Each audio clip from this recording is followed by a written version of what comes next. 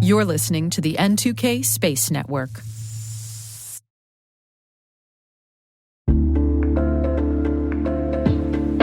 Strata is your solution for securing on-prem and cloud apps without the hassle of refactoring. Modernize legacy systems with MFA or passwordless authentication and ensure continuous identity availability across multi-cloud environments. Say goodbye to tech debt and hello to seamless integration. Strata helps you reduce stress and gain control over your identity architecture, enhancing security and efficiency. Join industry leaders like 3M, Navy Federal, and Kroger who trust Strata for their identity needs. Visit strata.io/cyberwire to share your biggest identity challenge and receive a complimentary pair of AirPods Pro. Don't miss out. Transform your identity management today at strata.io/cyberwire. And our thanks to Strata for being a longtime friend and supporter of this podcast.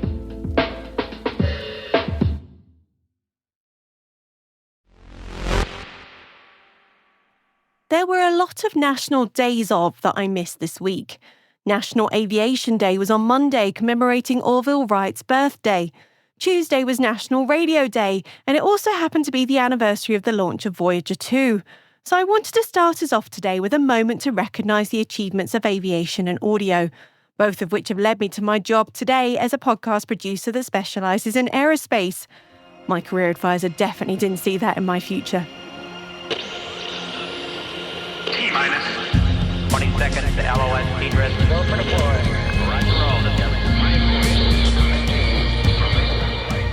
Today is August the 21st, 2024. I'm Alice Carruth, and this is T-minus.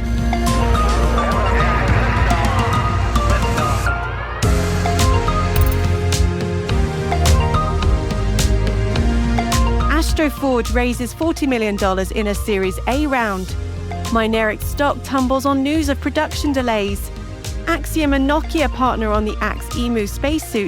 And our guest today is Allyson Reneau. Allyson is currently working in the Amazon rainforest installing Starlink for tribes in the region. She shares her fascinating story with Maria Varmazes, so stay with us for the second part of today's show.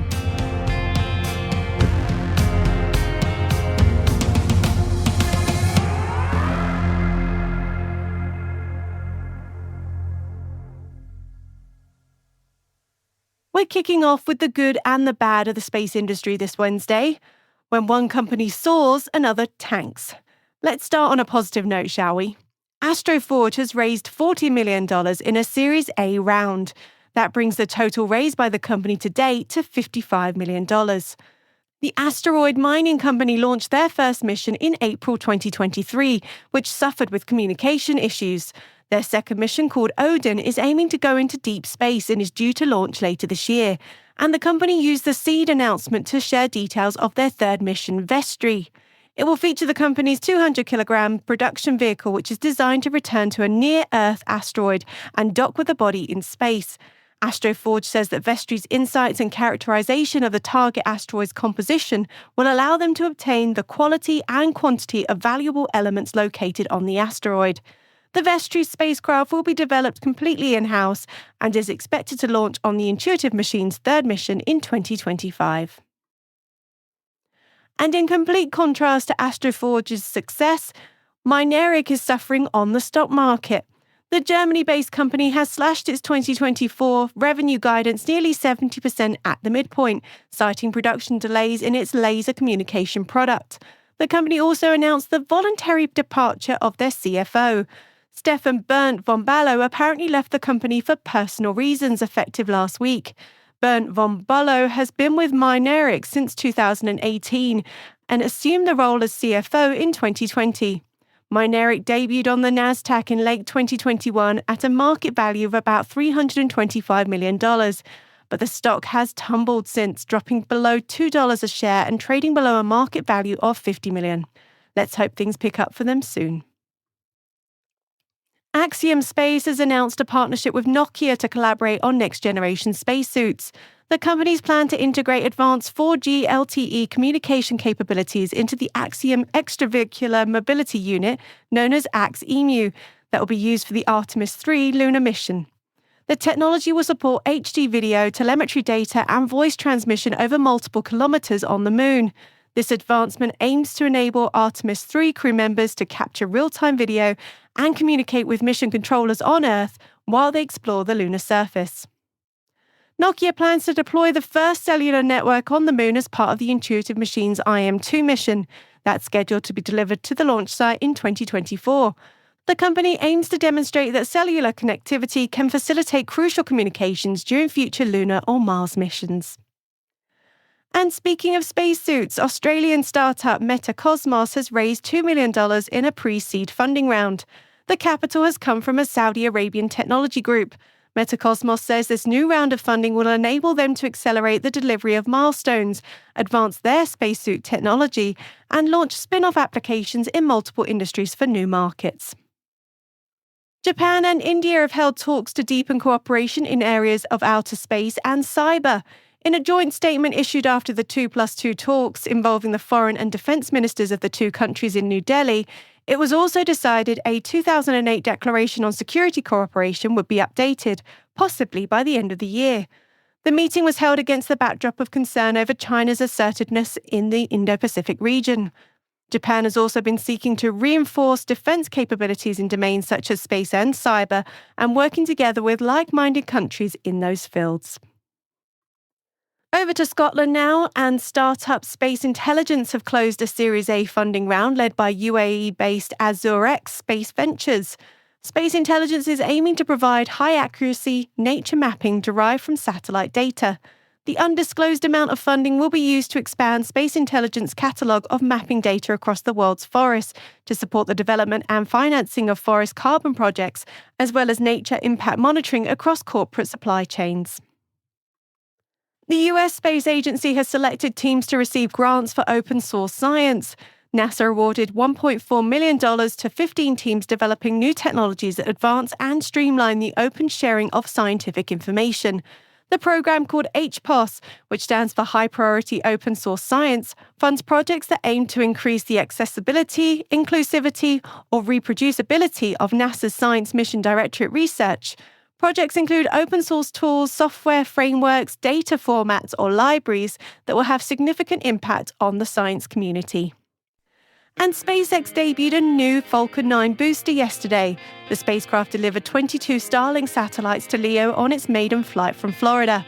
And stick with us for Maria's interview with Allyson Reneau, who'll be talking about how the Starlink constellation is improving lives of folks in the most remote locations.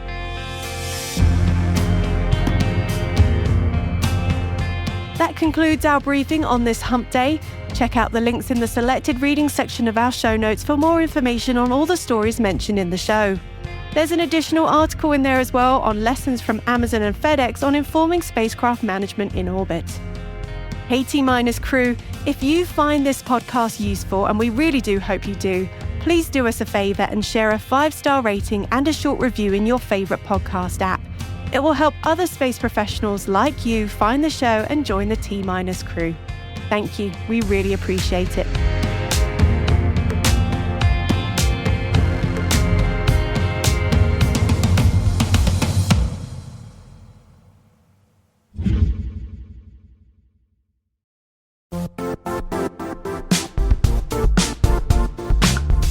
The IT world used to be simpler. You only had to secure and manage environments that you controlled. Then came new technologies and new ways to work. Now, employees, apps, and networks are everywhere. This means poor visibility, security gaps, and added risk. That's why Cloudflare created the first-ever connectivity cloud. Visit cloudflare.com to protect your business everywhere you do business.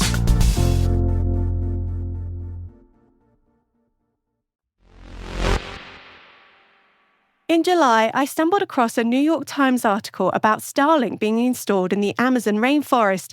It turns out that Allyson Reneau helped the tribes gain access to the internet. Maria Varmazes spoke to Allyson before she ventured back into the Amazon and asked her about the project. Many people may have read this New York Times story. It was titled "Internet's Final Frontier: Remote Amazon Tribes." And this story kind of got weird play in the press. I don't think a lot of people read it. I think they just kind of read the headlines and didn't actually really read it carefully about what this was about. But Allyson, this is a story that you're very, very much a part of. And I don't want to take words out of your mouth. I'd really rather hear it from you about this incredible journey that you were on to bring Starlink to indigenous people in the Amazon. Well, where it really started was after I came out of International Space University. I worked for them for a couple of years after that, and then was invited to do a stint in Washington, D.C. And I worked some time at the FAA Commercial Spaceflight Office, where we license and launch all of our commercial space partners. Learned a lot about that, and then over to NASA headquarters to work in the International Relations Department, where we work with our international partners. NASA does nothing without international relationships. It's always a partnership. And it was an amazing place to be. But what I did notice is we really didn't have the staffing to help some of the emerging nations and some of the people that really needed help.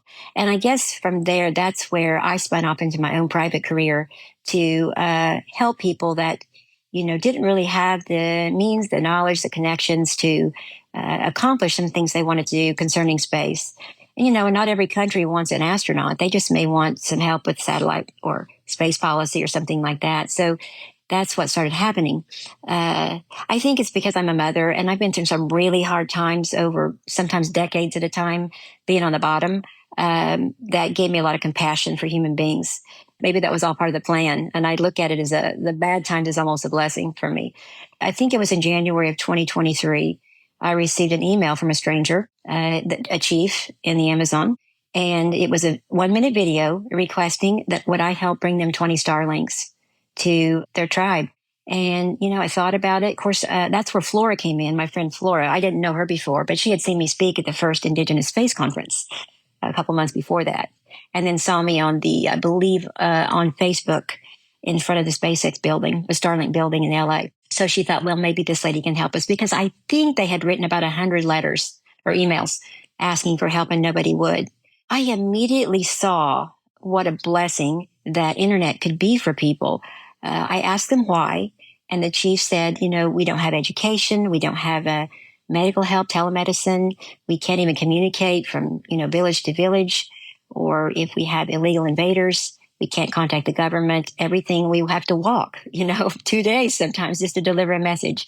And I could see that this could really enhance their lives while they would still maintain their amazing culture. So I thought after 24 hours, I wrote them and said, I'm in. I'm going to find a way. I asked them people that had a lot of money, but then I realized it's really going to end up just being myself. And I mobilized my kids, my daughters, and a few friends. And we raised the money really fast to purchase the 20 Starlinks and had them shipped to Brazil. And then what was amazing was the chief asked me, will you go into the jungle and help me deliver them? I thought, wow, what a privilege to be invited into their world. So in September of 2023, I went into the jungle. It was quite a journey, difficult, dangerous. I'm an athlete. I mean, I'm an athlete now, but I'm a runner, and I've run a marathon before. And it was so much more exhausting than I ever expected. And sometimes you didn't think you couldn't take another step. But we don't take any food with us or water. We just drink out of the, rivers as we go over them, and just wait till we get to the first village, which I don't know for sure. Don't quote me on this, but I think the first village we arrived at took 2 days, and it was about 35 miles just to get there on foot. You can't take horses or anything like that because the jaguars, will kill the horses. There's a lot of danger with wildlife and snakes and cobras and things like this. So it's all on foot. When I arrived, the leaders from different villages were there to receive their Starlinks, and it was an incredible celebration for 3 days, and I got to know everyone. And one of the things I always said as I told stories about this on media and conferences was I was amazed at the morality of these people. I had this image that they were going to, be, wild and crazy a little bit, and they were so moral and kind, generous, didn't drink, didn't smoke, didn't cuss or anything like this. They were just good quality parents. And I'm really sad that actually this article kind of got twisted that direction, because they're completely on the other end of that. Yeah. So the chief that emailed you that said, I want internet, I was sort of spoiled myself. I read when the article that I think people have an idea of what Indigenous life is like, and I was completely misinformed. I was thinking, oh, they're totally isolated. They have no outside contact, which is clearly not true. He knew what the internet was. He worked part-time at Coca-Cola as a graphic designer. So it's not like he had no idea what modern life was like. He knew exactly what the amazing amenities of modern life would be. So, I mean, can you tell me about him? His name was N2K? Is that how you say his name? Yes, his name is Inaki Marubo, and he was born in the forest to indigenous parents. And they had a feeling about him when he was born that he might become a leader one day. So they took a chance and took him into the city when he was 8 years old, which is about a 2-day walk, and found a way to get him educated.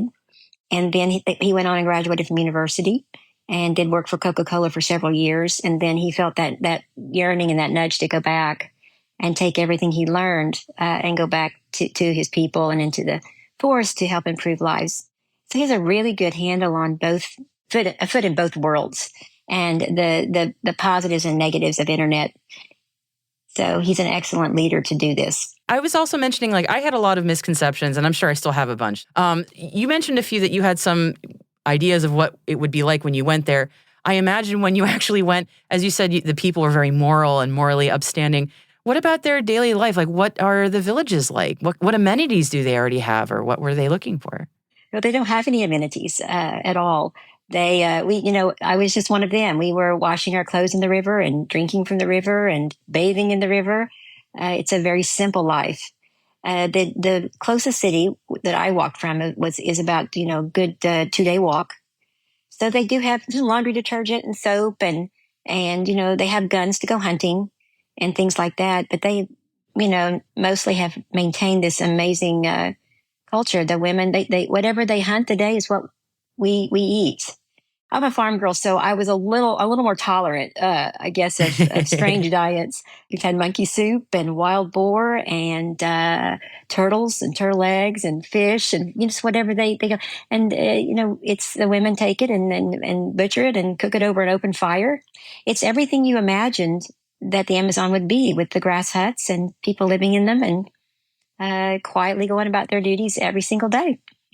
Wow. Okay, that's amazing. So yeah, Starlink, very different from all that. So the villagers, how are they using the internet? Like, how are they interfacing with it? So as far as what I witnessed and what I heard that was happening right off the bat was many of these people hadn't had best friends for 20 or 30 years that they hadn't seen or talked to, because the distance was just an obstacle to get to each other. And some of the first things that were happening were FaceTimes and tears and happiness to finally meet some of their best friends from many, many years ago. Another thing I noticed was, like, for instance, the chief has a home in the city, and then it's a 2-day journey to get to his village. And so his wife, when he was gone working into the jungle, never knew if he was safe or not. And they were so happy to be able to connect and say, honey, I'm fine. How are the kids doing? I'm safe, and I'll be back on this day. Before, it was just, a wait and guessing game. So those are a couple of things I witnessed. Now they're setting up school. They wanted to at least educate 1st through 4th grade. And I know that the school is being built as we speak. There also have been a lot of, some phone calls concerning health issues. Women were having babies with no help and no assistance for, problems they were having. Or people get snake bites, and there's just, human beings have health issues, and they didn't have any assistance. So this has been such an amazing thing to see, the beginnings of it. The internet can do just absolutely incredible things for so many people. So I that's one of the missions that I know when we talk about internet access for all, not just for those of us in places where we're lucky enough to have fiber, but satellite-enabled internet really is truly transformational in places where we never would have thought such things would be possible. It's just incredible to see. This particular product, Starlink, I'm not working for Starlink, but I got to witness firsthand, how this works. And we would go into a village and, chop down trees and build a platform. And we have to raise it up way high, and I'm hammering and with nails, the men are sawing trees. And then we hoist that huge, tall post way up in the sky with this satellite dish, small satellite dish. You log in on your phone and you watch this thing start to spin and calibrate and look for the little satellites that way up in space somewhere. And suddenly it logs on after 2 or 3 minutes. And then you look down on your phone and it says Wi-Fi Starlink, and it's just it's almost miraculous. It's not, but it is. And suddenly there you are watching, a soccer game or going on Facebook in the middle of the wild Amazon jungle. So it's a fascinating and great opportunity to see things that really I feel like a lot of people haven't had a chance to see, and they're beautiful people. But we have these images. We don't know if they're like, we imagine them as like savage cavemen or something, because we don't know. When the images have never really gotten out to the public and, consistently. And really, they're just like you and me. They want the best for their kids. They want to be healthy, live long lives, be happy. People are people. Ultimately, no matter where we are, people are people. And it's a tautology, but it's true. And I'm honestly really happy that they can have access to such amazing things now. There are more and more tribes requesting help. And again, I have to find a way to buy them, which is usually myself. And then this particular tribe is really, really isolated. And I have a video of them requesting internet. Of course, they can't speak English, but I have the chief can translate for me. And he said, these people want you to come. So again, we're going. Since we're talking to an audience who are involved in the space industry, is there anything that you want them to know about, I guess, the impact that, these kinds of space-enabled technologies are making? Like anything specifically that folks in the space industry should just keep in mind? That's a great question, because I was born when John F. Kennedy was still president. So I have witnessed the space age in the beginning stages. I saw Apollo program as a young girl develop. I watched when I was in third grade a man stand on the moon on a black and white television. I saw space bring us out of the Stone Age, the United States, and began to inspire the next generation of children to become engineers and mathematicians and scientists. And so I have always been fascinated, and I feel privileged to have seen it from the beginning stages and what it's done for us as a country, and for, as it trickles down into even families. And I think being friends with some of the astronauts and even the moonwalkers, when you brush shoulders with someone that's done the impossible, they always acknowledge, that it took 400,000 contractors and people working at NASA to land the first man on the moon. That's they always realize it's just teamwork. And I love the space family because they're very aware it takes all of us. I'm not an engineer. I'm an international relations person. There's some people that are good at video. There's some people like you that are good at telling the story and spreading this great news. So it's a very inclusive, diversified family. And when I was at NASA, the thing I was so impressed with is they didn't care if you were black, white, male, female, young, old, what your culture was, your religion, nothing. All they cared about was, we have to get this impossible job done, and we're going to have to stick together and put aside our differences, or somebody's going to die, or we're going to waste a lot of government money. So this is what's so beautiful about the space family, is it's a very cohesive group of people.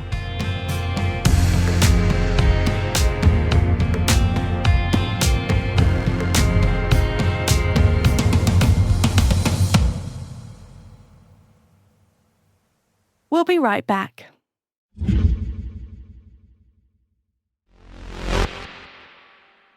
Welcome back. A lot of universities across the US started back at school this week. It's a joyous time for many, starting a new college career, moving into sophomore or junior years with a little more knowledge and experience under your belt. And then there's the seniors. They're in their final stretch of education before heading off into the big wide world of full-time employment. The seniors at the University of Missouri School of Journalism are being set up to head into full-time employment in the best way possible. The school has set up its own marketing, advertising and public relations company called Mojo Ad, aimed at translating the language of our peers in concrete and professional ways, bridging the gap between the advertisers and the American youth. What's all this got to do with space, I hear you say? Well, NASA has hired Mojo Ad to create a strategic campaign for the Artemis program during this fall semester, aimed at the youth and young adult market. So NASA gets that it needs to invest in marketing and youth, and why not combine the two with a student-led ad agency? We're looking forward to seeing the campaign roll out to inspire the next generation and get excited by space. It'll be anything but basic. I say let them cook. I don't know about you, but it's giving me life. I imagine this will hit different. We're expecting bussin' ads, no cap, with clout. It better be on fire. And if you understood anything I just said in the last few sentences, then we are of very different generations. IYKYK.